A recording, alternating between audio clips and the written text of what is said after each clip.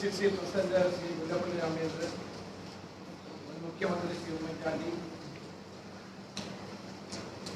അതോടൊപ്പം തന്നെ തിരുവനന്തപുരത്ത് Shri NK Premachandran, Shri Shibu baby John, CP John എന്നിവരെ ഇവിടെ കന്റോൺമെന്റ് ഹൗസിൽ ഉണ്ടായിരുന്നു. ശ്രീ PK കുഞ്ഞാലിക്കുട്ടി, KPA മജീദ്, പ്രതിപക്ഷ ഉപനേതാവ് doctor MK Muniain, Sadiqali Shihab Thangal എന്നിവർ മലപ്പുറത്തും കോഴിക്കോടുമായിട്ട് അവര് ഉണ്ടായിരുന്നു. ഇടുക്കിയിൽ ശ്രീ PJ ജോസഫും കോട്ടയത്ത് ജോസ് കെ മാണിയും ഇതിൽ പങ്കെടുത്തു. അതുപോലെ തന്നെ കോൺഗ്രസ് മുഖ്യ നേതാവ് ദേവരാജൻ, ജോൺ ജോൺ ജനതാദൾ നേതാവ് ജോൺ ജോൺ, അനൂപ് ജേക്കബ് എന്നിവർ പങ്കെടുത്തു. UDF കൺവീനർ ശ്രീ ബെന്നി ബെഹനാൻ യോഗത്തിന് സ്വാഗതം പറഞ്ഞു. 2 മണിക്കൂർ നേരെ UDF യോഗം മുന്നോട്ട് പോയി. ആനുകാലികമായ രാഷ്ട്രീയ കാര്യങ്ങളെ സംബന്ധിച്ചു, COVID-19 പ്രതിരോധിക്കാനുള്ള നടപടികളെ സംബന്ധിച്ചും വളരെ വിശദമായി യോഗം ചർച്ച ചെയ്യുകയുണ്ടായി. ഇതുവരെ പ്രതിരോധ പ്രവർത്തനങ്ങളിൽ UDF കാര്യക്ഷമമായി എല്ലാ തലങ്ങളിലും ഇടപെടുന്നുണ്ട് എന്നുള്ള വിലയിരുത്തലാണ് യോഗത്തിലുണ്ടായത്. ജനങ്ങളെ സഹായിക്കുന്ന നടപടികളുമായിട്ട് വീണ്ടും തുടർന്ന് മുന്നോട്ട് പോകാനാണ് തീരുമാനിച്ചത്. കേന്ദ്ര സംസ്ഥാന സർക്കാരുകളുടെ നിർദ്ദേശങ്ങൾ അനുസരിച്ച് കോവിഡ് പ്രതിരോധ പ്രവർത്തനങ്ങളിൽ സജീവമായ പങ്കാളിത്തം തുടരാനും യോഗം തീരുമാനിച്ചു. അതോടൊപ്പം തന്നെ പഞ്ചായത്തുകൾ, ബ്ലോക്ക് ജില്ലാ പഞ്ചായത്തുകൾ അടക്കമുള്ള ജനപ്രതിനിധി സഭകൾ ഇന്ന് അവരുടെ കഴിവിനൊത്തുള്ള സഹായങ്ങൾ ജനങ്ങൾക്ക് ചെയ്തുകൊണ്ടിരിക്കുകയാണ്. ഗവൺമെന്റിന്റെ പല പ്രഖ്യാപനങ്ങളും ഏറ്റെടുത്ത് നടപ്പാക്കുന്നത് ഈ ത്രിതല പഞ്ചായത്ത് സംവിധാനങ്ങളാണ്. എന്നാൽ അവർക്ക് ഒരു സഹായവും സംസ്ഥാന സർക്കാരിന്റെ കയ്യിൽ നിന്ന് നേരിട്ട് ലഭിക്കുന്നില്ല എന്നുള്ള പരാതി വളരെ വ്യാപകമായി ഉയർന്നിട്ടുണ്ട്. അതോടൊപ്പം തന്നെ കേന്ദ്ര ഗവൺമെന്റ് പ്രഖ്യാപനങ്ങളും ആഹ്വാനങ്ങളും അല്ലാതെ സംസ്ഥാനങ്ങൾക്ക് ഒരു സഹായവും നൽകുന്നില്ല എന്നുള്ള പരാതിയും ഉയർന്നു വരികയുണ്ടായി. കേന്ദ്ര ഗവൺമെന്റ് സംസ്ഥാനങ്ങൾക്ക് ആവശ്യമായ ധനസഹായം നൽകാനും സംസ്ഥാനങ്ങൾ അത് തദ്ദേശ സ്വയംഭരണ സ്ഥാപനങ്ങൾക്ക് സഹായം നൽകാനും തയ്യാറാകുമ്പോഴാണ് COVID-19 പ്രതിരോധ പ്രവർത്തനങ്ങൾ കൂടുതൽ കാര്യക്ഷമമാകുന്നത്. കേന്ദ്രം പ്രത്യേക ഗ്രാന്റ് നൽകണം, പ്രത്യേക ധനസഹായം നൽകണം. എന്നാൽ മാത്രമേ ഈ ലോക്ക്ഡൌൺ പോലെ ഇനി അത് നീളാനുള്ള സാധ്യതയുണ്ട് എന്നാണ് കാണുന്നത്. ആ സന്ദർഭങ്ങളിൽ ജനങ്ങൾക്ക് സഹായം എത്തിക്കാൻ കഴിയും. സംസ്ഥാന ഗവൺമെന്റിന് ലഭിച്ച പണം, ഇതുവരെ ലഭിച്ച പണം അവരും താഴോട്ട് കൊടുക്കാൻ തയ്യാറാണ്. ഇപ്പൊ തന്നെ സംസ്ഥാന ഗവൺമെന്റ് ക്ഷേമനിധികളിൽ നിന്നാണ് കൂടുതൽ പണം വിതരണം ചെയ്യുന്നത്. ക്ഷേമനിധി എന്ന് പറയുന്നത് തൊഴിലാളികൾ കൊടുക്കുന്ന അവരുടെ പണം തന്നെയാണ്. ഗവൺമെന്റ് അംശാദായമായി കുറച്ച് പണമാണ്. 1000-ഓ 2000-ഓ രൂപ കൊടുത്താൽ അവർക്ക് പിടിച്ചു നിൽക്കാൻ കഴിയില്ല. തന്നെയുമല്ല, ക്ഷേമനിധി പെടാത്തവർക്ക് 1000 രൂപ വെച്ച് കൊടുക്കുമെന്ന് മുഖ്യമന്ത്രി പ്രഖ്യാപിച്ചു.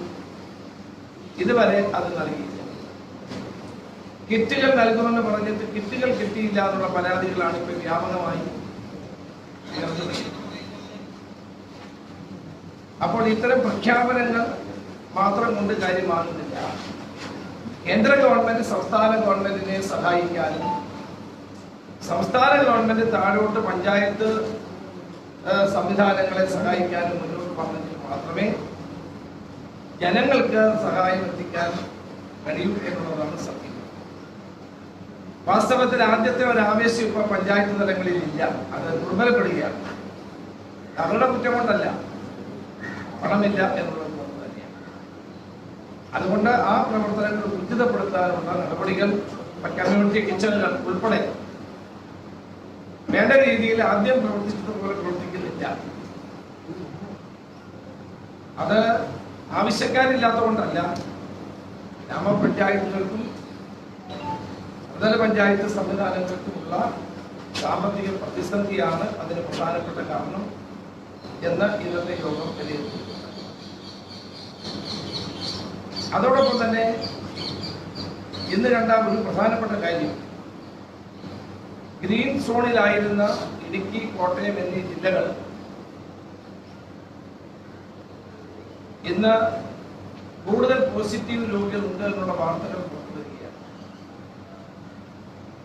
അത് നമുക്ക് ആശങ്ക ഉണ്ടാകുന്ന ഒരു കാര്യമാണ്. അവിടെ സാധാരണ ജീവിതം ക്രമപ്പെടുത്തുകയായിരുന്നു ഈ രണ്ട് ജില്ലകളിൽ. എന്നാൽ ഇപ്പോഴത്തെ വാർത്തകൾ നമുക്ക് ആശങ്ക ഉണ്ടാക്കുന്നതാണ്. കൂടുതൽ രോഗികളുടെ കാര്യങ്ങളാണ് കളക്ടർമാർ പ്രഖ്യാപിക്കുന്നത്. അതുകൊണ്ട് നമ്മൾ കുറെ കൂടി ഗൗരവത്തിൽ ഇതിനെ കാണണം, ജാഗ്രത പാലിക്കണം. ജനങ്ങൾ ഗവൺമെന്റിന്റെ നിർദ്ദേശങ്ങൾ പൂർണ്ണമായി പാലിക്കണം. സർക്കാരിനോട് ഞങ്ങൾ UDF പറയാനുള്ളത്, കൂടുതൽ ടെസ്റ്റിംഗ് നടത്താൻ തയ്യാറാണ്. കേരളത്തിൽ ഏതാണ്ട് 4000-ഓളം ടെസ്റ്റിംഗ് നമുക്ക് ഒരു ദിവസം നടത്താൻ കഴിയും.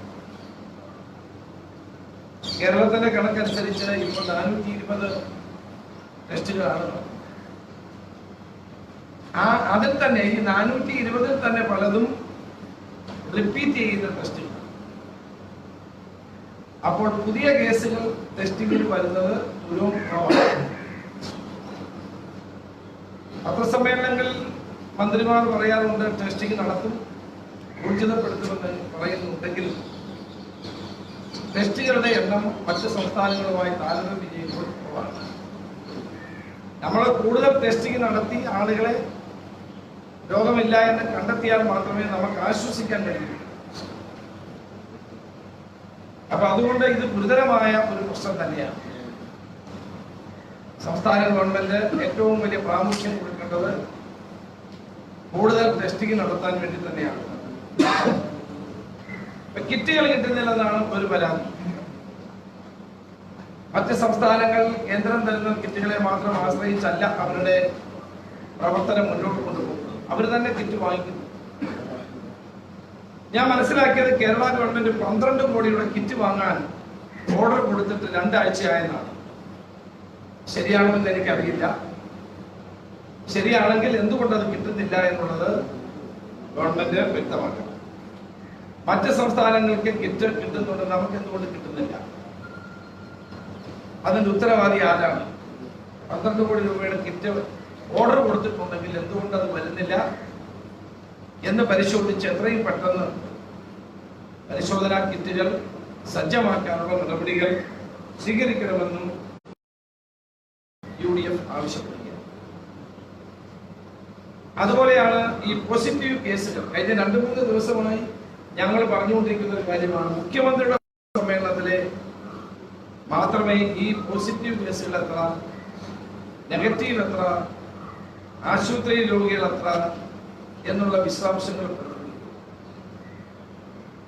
അത് കാരണം ധാരാളം ബുദ്ധിമുട്ടുകൾ ഉണ്ടാകുന്നു എന്നുള്ള പത്രവാർത്തകൾ പുറത്തുവരികയാണ്. കഴിഞ്ഞ ദിവസവും ഞാനത് പറഞ്ഞതാണ്.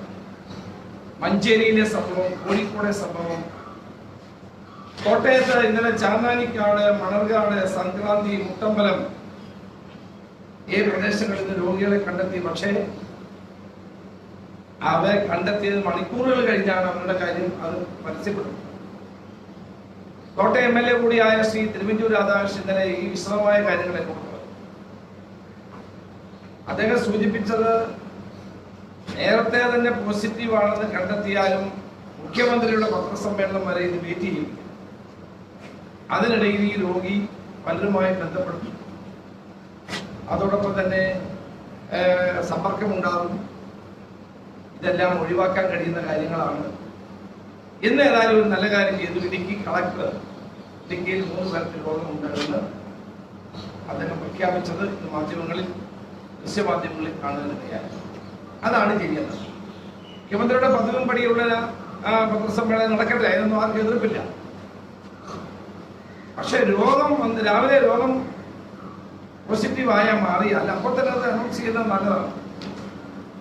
മഞ്ചേരിയിലെ കുട്ടിയുടെ മരണവുമായി ബന്ധപ്പെട്ട വാർത്തകൾ എല്ലാ മാധ്യമങ്ങളിലും ഇന്ന് മലബാറിൽ ചർച്ചാ വിഷയമായിരുന്നു. മന്ത്രിയുടെ വാദങ്ങളെ പോലും മാധ്യമങ്ങൾ തള്ളിപ്പറയുകയാണ്. അപ്പൊ അതുകൊണ്ട് അത്തരം പ്രശ്നങ്ങൾ ഉണ്ടാകാതെ പോസിറ്റീവായ രോഗികളുടെ വിവരങ്ങൾ നേരത്തെ തന്നെ ഒരു പത്രക്കുറിപ്പിലൂടെ ഗവൺമെന്റ് അറിയിക്കുന്നതാണ് അഭികാമ്യം എന്ന് പറയാൻ ഞാൻ ആഗ്രഹിക്കുന്നു. മറ്റൊരു പ്രധാനപ്പെട്ട പ്രശ്നം ഇന്ന് UDF എല്ലാവരും ഉയർത്തിയത് ഇതര സംസ്ഥാനങ്ങളിൽ കുടുങ്ങിപ്പോയ മലയാളികൾ ധാരാളം. വിദ്യാർത്ഥികൾ, നവോദയ സ്കൂളുകളിലെ 100 കണക്കിന് വിദ്യാർത്ഥികൾ ഉത്തർപ്രദേശിലും മധ്യപ്രദേശിലും ഒക്കെ ആയിക്കൊണ്ടിരിക്കുന്നു. അതുപോലെ തന്നെ ബാംഗ്ലൂരിൽ, ചെന്നൈയിൽ, ബോംബെയിൽ, ഡൽഹിയിൽ, ഇന്ത്യയുടെ പല ഭാഗത്തും നമ്മളുടെ നാട്ടുകാർ കുടുങ്ങിക്കിടക്കുകയാണ്. കൂടുതലും വിദ്യാർത്ഥികളുണ്ട്. അതോടൊപ്പം തന്നെ ജോലി ചെയ്യുന്ന ആളുകൾ കുടുങ്ങിക്കിടക്കുന്നുണ്ട്. അവരെ തിരികെ കൊണ്ടുവരാൻ സംസ്ഥാന ഗവൺമെന്റ് നടപടി സ്വീകരിക്കാം. ഇപ്പൊ പഞ്ചാബിൽ, ഇന്നലെ രാജസ്ഥാനിൽ കുടുങ്ങിക്കിടന്ന 300 വിദ്യാർത്ഥികളെ 7 ബസ്സുകളിലായി പഞ്ചാബ് ഗവൺമെന്റ് കൊണ്ടുവന്നു. അതുപോലെ എന്തുകൊണ്ട് നമുക്ക് കൊണ്ടുവന്ന് കൂടാതെ? ഏണ്ട 1 മാസം കഴിഞ്ഞിരിക്കുകയാണ് അല്ലെ? 1 മാസം കഴിഞ്ഞില്ലേ? 1 മാസം ഏതാണ്ട് കഴിഞ്ഞിരിക്കുകയാണ്. പല ആളുകൾ നമ്മളെല്ലാം എന്റെ കൺട്രോൾ റൂമിൽ വരുന്ന ഏറ്റവും കൂടുതൽ റിക്വസ്റ്റ് വരുന്നത് അവിടെ പൈസയില്ല, ക്രെഡിറ്റ് കാർഡ് പ്രവർത്തിക്കുന്നില്ല, അവർക്ക് അവിടെ നിൽക്കാൻ കഴിയുന്നില്ല, ഹോസ്റ്റലുകളൊക്കെ പൂട്ടി, കയ്യിൽ പണമില്ല, ഇങ്ങനെ പലതരത്തിലുള്ള പ്രശ്നങ്ങളാണ്.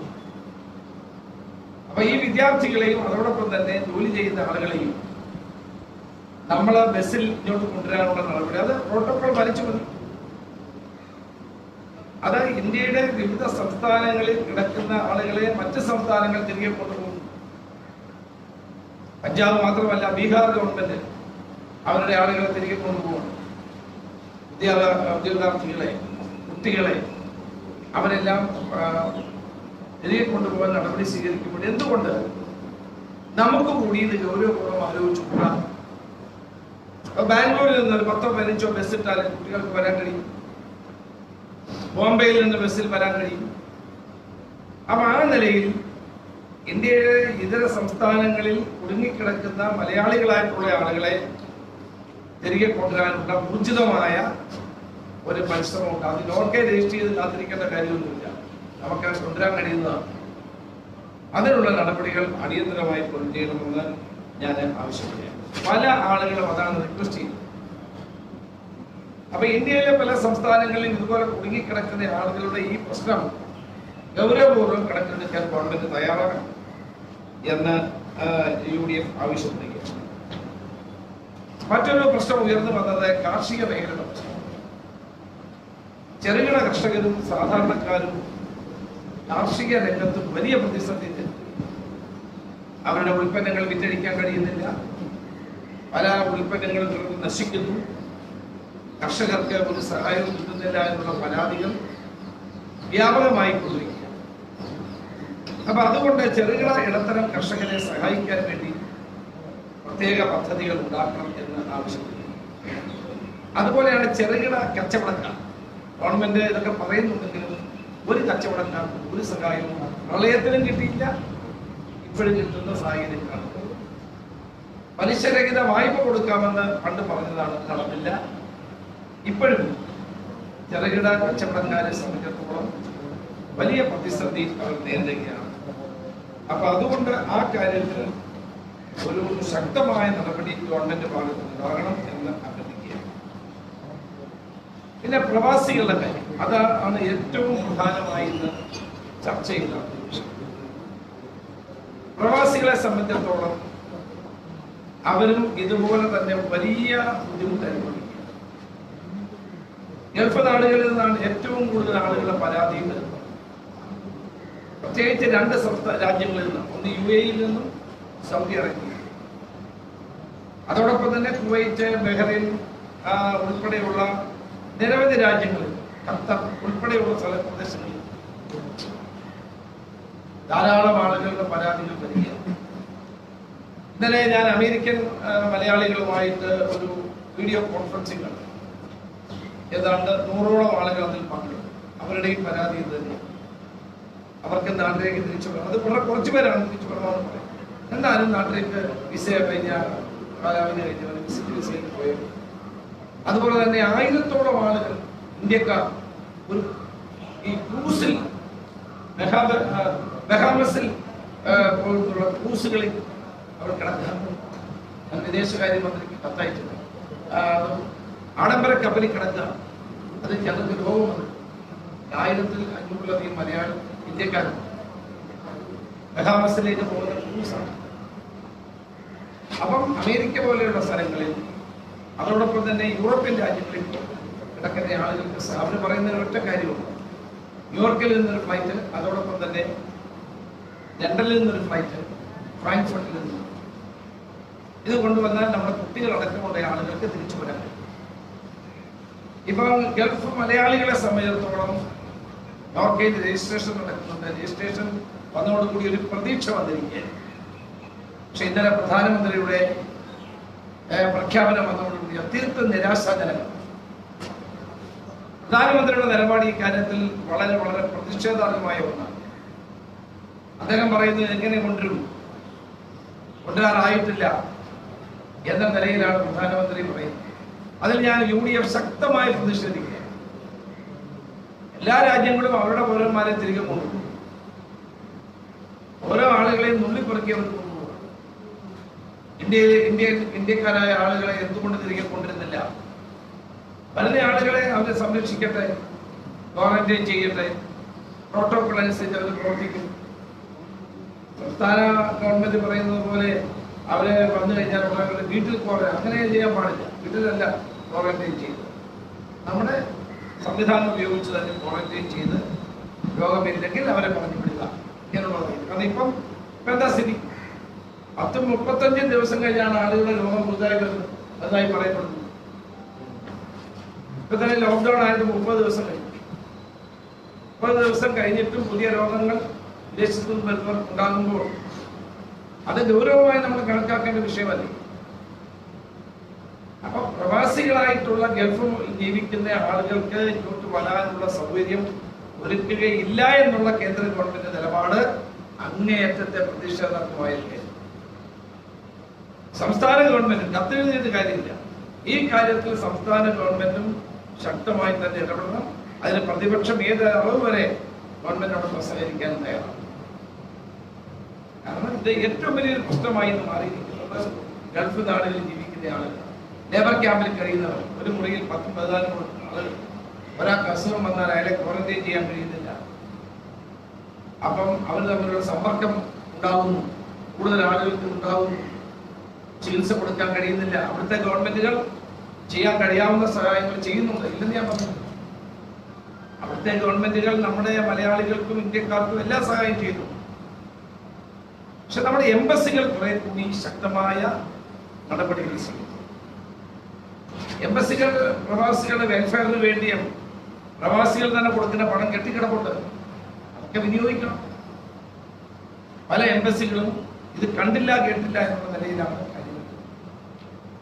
ഞാൻ കേന്ദ്ര മന്ത്രി ജയശങ്കർക്ക്, വിദേശകാര്യമന്ത്രിക്ക് ഫിലിപ്പൈൻസിലെ ഏതാണ്ട് 300ഓളം മലയാളികൾ, കുട്ടികൾ അവിടെ കിടക്കുന്ന, അവർക്ക് വരാൻ കഴിയാതെ അവിടെ ഉണ്ട് എന്നുള്ള കാര്യം അദ്ദേഹത്തെ അറിയിച്ചു. ഇന്ന് മറുപടി പറഞ്ഞിട്ടുണ്ട്. അവരെല്ലാം സുരക്ഷിതരാണ്, ഫിലിപ്പൈൻസിൽ പഠിക്കുന്ന കുട്ടികളാണ്, അവർക്കെല്ലാം എല്ലാ സംവിധാനവും എംബസി ഒരുക്കി കൊടുത്തിട്ടുണ്ട്, ഒരു പ്രശ്നവുമില്ല എന്ന് അറിയിച്ചു.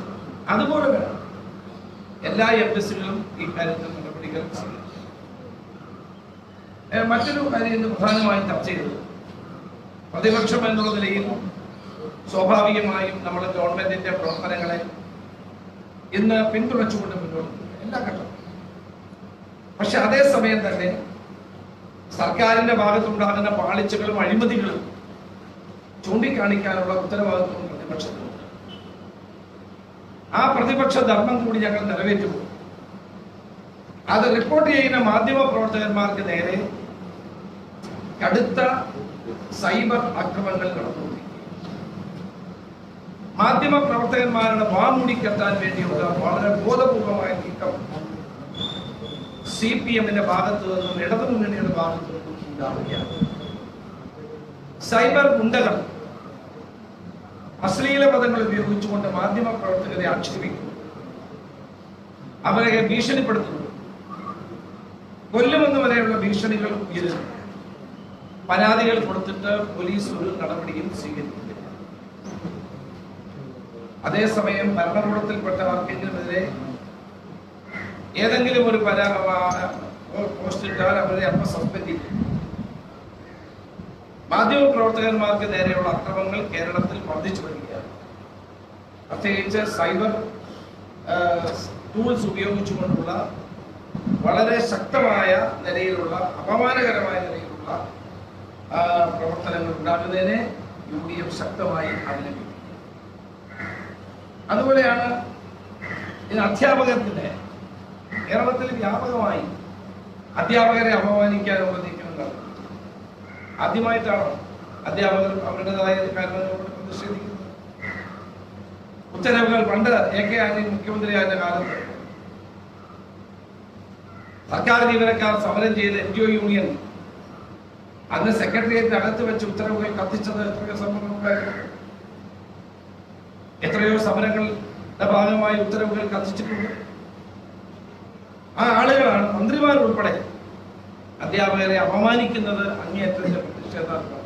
പോത്തൻകോട് സലാഹുദ്ദീൻ എന്ന് പറയുന്ന APSCയുടെ ജനറൽ സെക്രട്ടറി വളരെ അപമാനകരമായ ഭാഷയിലാണ് ഒരു മന്ത്രി ഇന്നലെ അദ്ദേഹത്തിനെതിരായി ആ സ്കൂളിനകത്ത് ചെന്ന് പ്രസംഗിച്ചു.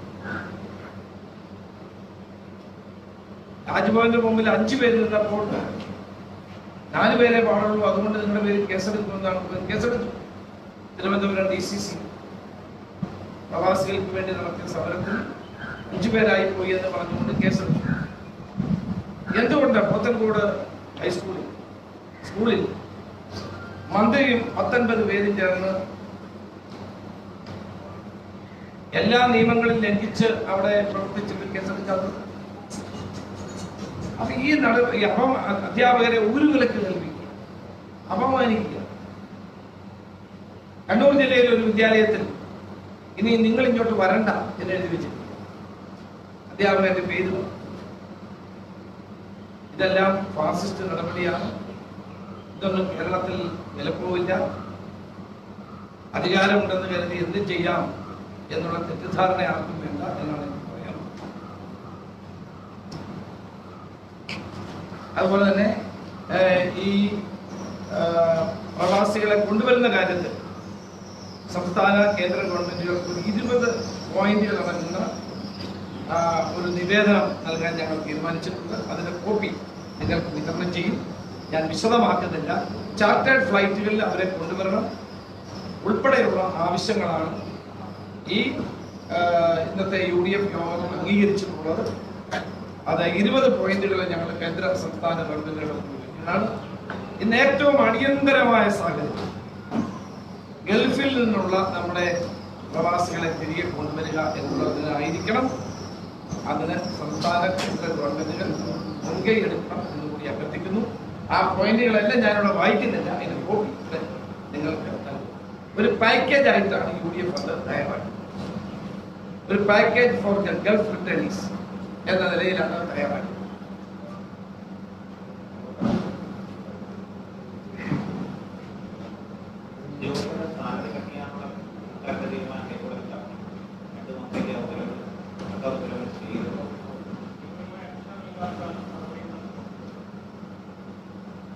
ആദ്യം മുതൽ തന്നെ ഈ കാര്യത്തിലൊക്കെ ഗവൺമെന്റ് സ്വീകരിക്കേണ്ട ഒരു സമീപനമല്ല സ്വീകരിക്കുന്നത്. വാസ്തവത്തിൽ ഇതിന് COVID-19 നേരിടാൻ സർക്കാർ ജീവനക്കാരെ സഹായിക്കണം എന്നുള്ള അഭിപ്രായമാണ് UDF-നുള്ളത്. അവര് അത് കൊടുക്കാൻ തയ്യാറുമായി.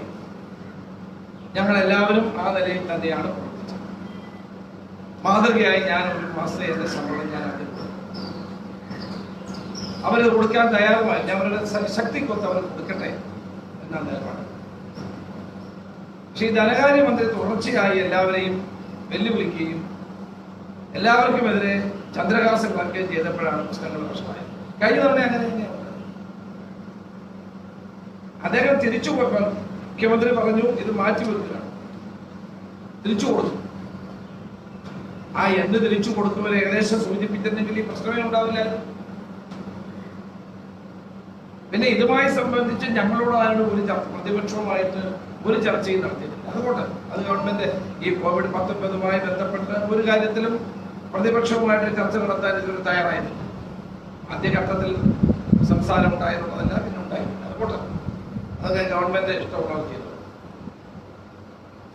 പക്ഷെ ഇത് ഞങ്ങളുടെ ഇപ്പോഴത്തെ അഭിപ്രായം, ഇപ്പോഴും ഞങ്ങളുടെ അഭിപ്രായം COVID-19 നേരിടാൻ വേണ്ടി അധ്യാപകരും സർക്കാർ ജീവനക്കാരും സർക്കാരിനെ സഹായിക്കണം. അവരെ സഹായിക്കാൻ തയ്യാറുമാണ്. പക്ഷേ വെല്ലുവിളിക്കുകയും ഭീഷണിപ്പെടുത്തുകയും മന്ത്രിമാര് തന്നെ ഇറങ്ങി അവരെ അപമാനിക്കുകയൊക്കെ ചെയ്യുമ്പോൾ അവർക്കൊരു ആത്മാഭിമാനമൊക്കെ ഇല്ലേ? അങ്ങനെയൊക്കെയാണ് ഒരു ഗവൺമെന്റ് ചെയ്യുന്നത്. അതുകൊണ്ട് യാഥാർത്ഥ്യ ബോധത്തോടെ കാര്യങ്ങളെ കാണാനും എല്ലാവരെയും സഹകരിപ്പിക്കാനും ആണ് ഗവൺമെന്റ് ശ്രമിക്കുന്നത്. ഇപ്പോഴും എന്റെ അഭിപ്രായം സർക്കാർ ജീവനക്കാരും അധ്യാപകരും അവരുടെ കഴിവിനൊത്തുള്ള സഹായം ഈ കാര്യത്തിൽ നൽകണം എന്നുള്ളത്.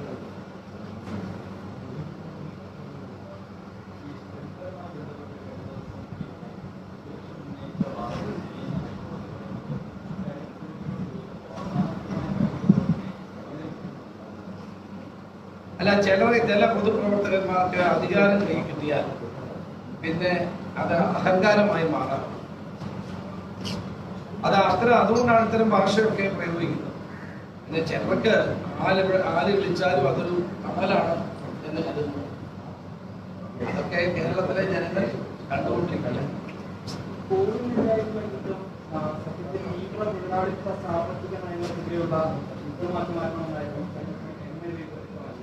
ഇത് അദ്ദേഹം പറയാതെ പറയുകയാണ്. അതായത് ഈ സ്ത്രീകൾ പോലുള്ള പുസ്തക കമ്പനിയുമായി ചെങ്ങാത്ത മന്ത്രി അവർക്ക് പോരാടണമെന്നാണ് ഇങ്ങനൊരു മുന്നറിയിപ്പാണ്. അത് സംസ്ഥാന ഗവൺമെന്റിനും മുഖ്യമന്ത്രിക്കുമെതിരെ MA ബേബി അറിഞ്ഞ കാര്യങ്ങളായിട്ട് നമ്മൾ വിലയിരുത്തണം. തീവ്ര വലതുപക്ഷ സാമ്രാജ്യത്വ ശക്തികളെ പിടിച്ച് പ്രവർത്തിക്കുന്ന സർക്കാർ നയത്തിനെതിരായിട്ട് അദ്ദേഹം സംസാരിച്ചതായിട്ട് കുട്ടിയാണ്.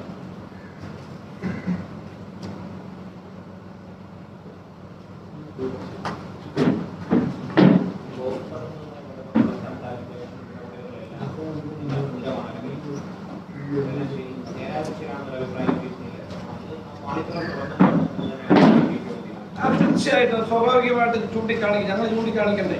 ഞങ്ങളുടെ ഉത്തരവാദിത്വം ജനങ്ങളോടുള്ള ഞങ്ങളുടെ ഉത്തരവാദിത്വം സഹകരിക്കേണ്ട മേഖലയിൽ പൂർണ്ണമായി സഹകരിക്കും. ഞങ്ങൾ എല്ലാ രംഗത്തും സഹകരിച്ചിട്ടുണ്ട്. നാളെയും ഗവൺമെന്റുമായി സഹകരിക്കും. പക്ഷേ പാളിച്ചകൾ തുറന്നു കാണിക്കും. പാളിച്ചകൾ അതോടൊപ്പം തന്നെ തെറ്റുകൾ ചൂണ്ടിക്കാണിക്കുക എന്നുള്ളത് പ്രതിപക്ഷ ധർമ്മമാണ്. നമ്മൾ ചൂണ്ടിക്കാണിക്കുക. അതേസമയം കഴിഞ്ഞ ഒരു മാസം നമ്മൾ സഹകരിക്കാവുന്ന എല്ലാ മേഖലയിലും സഹകരിച്ചു. അതങ്ങനെ തന്നെ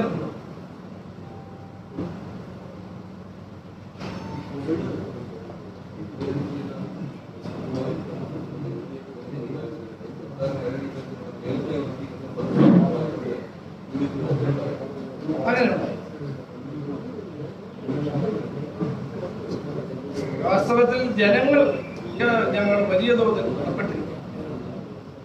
കേരളത്തിലെ ജനങ്ങൾ ഈ കാര്യങ്ങളൊക്കെ എടുത്ത വലിയ മനോഭാവം നിയന്ത്രണങ്ങളെ പൂർണ്ണമായി ഉൾക്കൊള്ളാൻ അംഗീകരിക്കാൻ ജനങ്ങൾ മുൻകൈയെടുത്ത് പ്രവർത്തിക്കുക. അത് ജനങ്ങളെ ഞാൻ പ്രത്യേകം അഭിനന്ദിക്കുക. ഒരു നിർബന്ധ ബുദ്ധിയുമില്ലാതെ ജനങ്ങളെ സഹകരിക്കും. എന്റെ അഭിപ്രായത്തിൽ ഇനിയും സഹകരിക്കണം. കാരണം കോട്ടയത്ത് ഇടുക്കിയിൽ ഉണ്ടായിരിക്കുന്ന പുതിയ സംഭവവികാസങ്ങളുടെ അടിസ്ഥാനത്തിൽ കൂടുതൽ ജാഗ്രത നമ്മൾ പുലർത്തണം. ആരോഗ്യ ഉദ്യോഗസ്ഥന്മാർ പറയുന്ന കാര്യങ്ങൾ അനുസരിച്ച് എല്ലാവരും പ്രവർത്തിക്കണം. നിർബന്ധമായും നമ്മൾ ജാഗ്രത പുലർത്തി തന്നെ മുന്നോട്ട് പോകും. നമ്മുടെ ഗ്രീൻ സോണായി പ്രഖ്യാപിച്ച 2 ജില്ലകളാണ് ഇപ്പോൾ അതിൽ നിന്ന് മാറിയിട്ടുള്ളത്. അതുകൊണ്ട് വളരെ ഗൗരവമായി തന്നെ കാര്യങ്ങളെ കാണണം.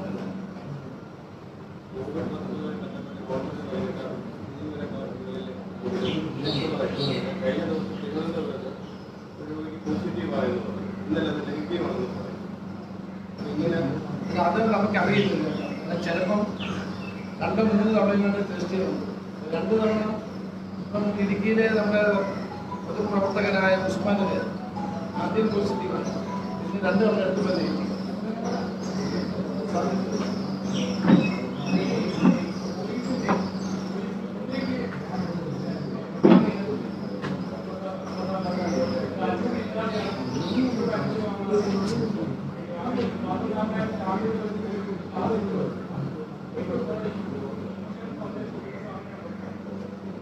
കുതിരയുടെ പേര് വരെ വെട്ടിപ്പോ, കുതിരയുടെ പേര് വരെ വെട്ടിപ്പെന്ന് പറയുന്നു. എനിക്കറിയില്ല, പരിശോധിക്കേണ്ട കാര്യം. കുതിരയ്ക്ക് തീറ്റി കൊടുക്കേണ്ടത് ആവശ്യമാണ്. തീർച്ചയായിട്ടും ഞാൻ ആഭ്യന്തരമന്ത്രി ആയിരുന്നപ്പോഴാണ് കുതിരകളെ വാങ്ങിച്ചത്. കുതിരകൾ പട്ടിണി കിടക്കാൻ പാടില്ല. പക്ഷെ ഇതൊക്കെ നേരെ ചൊവ്വേ നടത്താൻ കഴിയണം. ഇതിലൊക്കെ അഴിമതി ഉണ്ടായിട്ടുണ്ട്. എങ്കിൽ നമുക്കൊക്കെ ഗൗരവമായ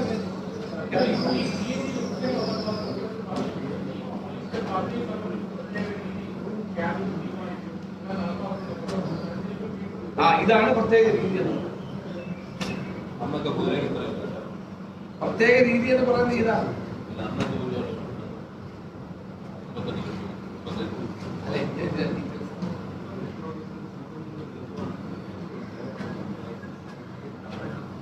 എന്നോട് ആരോ പറഞ്ഞെങ്കിൽ ലൈസൻസ് ഇല്ലാതെ എത്ര സ്ഥാപനത്തിൽ നിന്നാണ് ഇതിലേക്ക് ഭക്ഷണം വാങ്ങിച്ചത്. നിങ്ങൾ കണ്ടുപിടിക്കുക.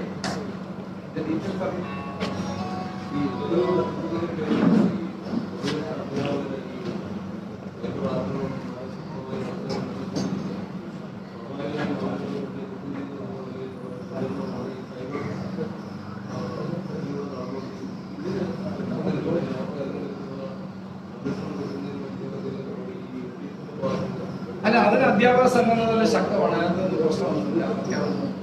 അധ്യാപക സംഘടനകൾ മാത്രമല്ല, നിങ്ങളുടെ ആളുകളെ തന്നെ ഇങ്ങനെയൊക്കെ അപമാനിക്കുകയും ഉദ്ദേശിക്കുകയും ചെയ്ത് ഒരു വാർത്ത കൊടുക്കുന്ന മാധ്യമപ്രവർത്തകരെ വളരെ മ്ലേച്ഛമായ നിലയിൽ അപമാനിക്കുന്ന നടപടികൾ ഉണ്ടാകുമ്പോൾ അതിനെതിരെ എന്തുകൊണ്ട് പത്രപ്രവർത്തക യൂണിയന്റെ ആളുകൾ പ്രതിഷേധിക്കുന്നില്ല? ഏത് പത്രം ആയിക്കോട്ടെ, ഏത് കാലത്തും ആയിക്കോട്ടെ. അപ്പം ഭരിക്കുന്ന സർക്കാരിന് അനുകൂലമായി മാത്രമേ മാധ്യമ പ്രവർത്തകർ പ്രവർത്തിക്കാവൂ എന്ന് പറയുന്നത് ഫാസിസമാണ്. അത് ജനാധിപത്യത്തിൽ ഒരിക്കലും അംഗീകരിച്ചു കൊടുക്കാൻ കഴിയുന്ന കാര്യമല്ല. കേരളത്തിന്റെ ചരിത്രത്തിൽ അങ്ങനെ സംഭവം ഉണ്ടായിട്ടില്ല. ഇഷ്ടമില്ലാത്ത ചോദ്യങ്ങൾ ചോദിക്കാൻ പാടില്ല, ഇഷ്ടമില്ലാത്ത കാര്യങ്ങൾ എഴുതാൻ പാടില്ല. ഇതൊക്കെ കേരളത്തിന്റെ ആദ്യത്തെ സംഭവമാണ്. ഇതൊന്നും ശരിയായ നടപടിയല്ല. ഇതെല്ലാം ജനങ്ങൾ കാണുന്നുണ്ട് എന്നുള്ള കാര്യം എല്ലാവരും മനസ്സിലാക്കണമെന്നാണ്.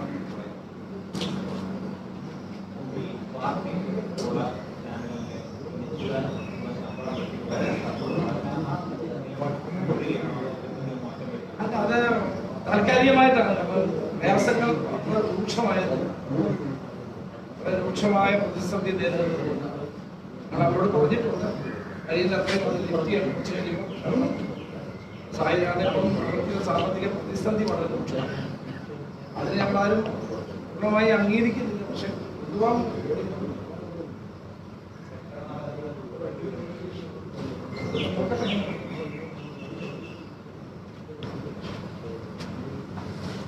സാമ്പത്തിക ബുദ്ധിമുട്ടില്ലാത്ത ചാനലുകളൊക്കെ വന്ന് മുന്നോട്ട് തന്നെ സഹായിക്കാൻ